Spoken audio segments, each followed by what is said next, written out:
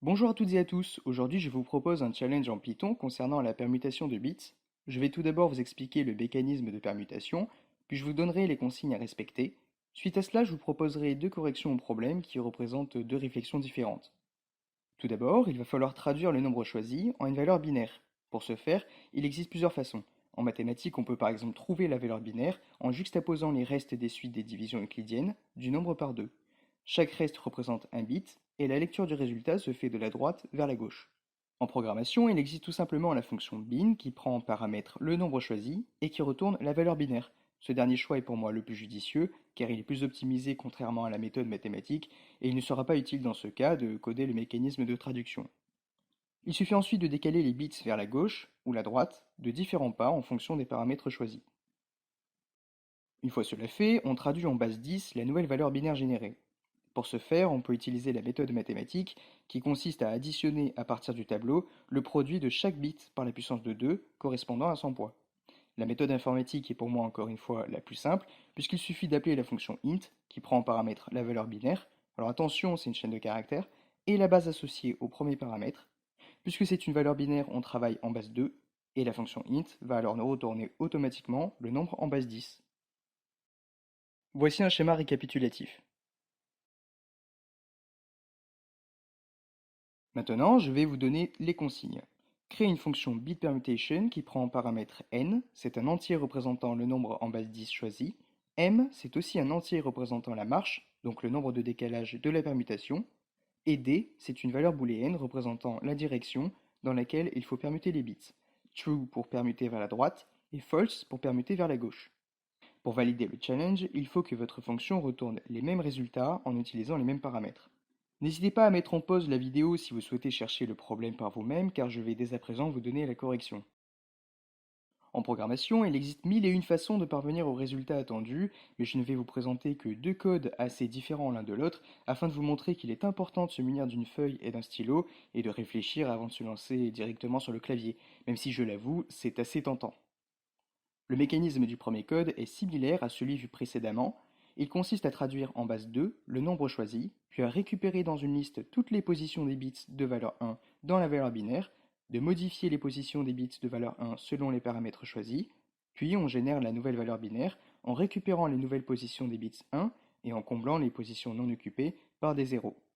Enfin, on traduit la valeur binaire générée en base 10.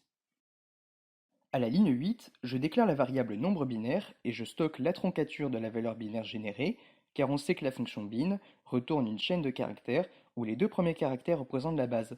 Ainsi, ces deux premiers caractères sont inutiles. À la ligne suivante, je déclare trois listes.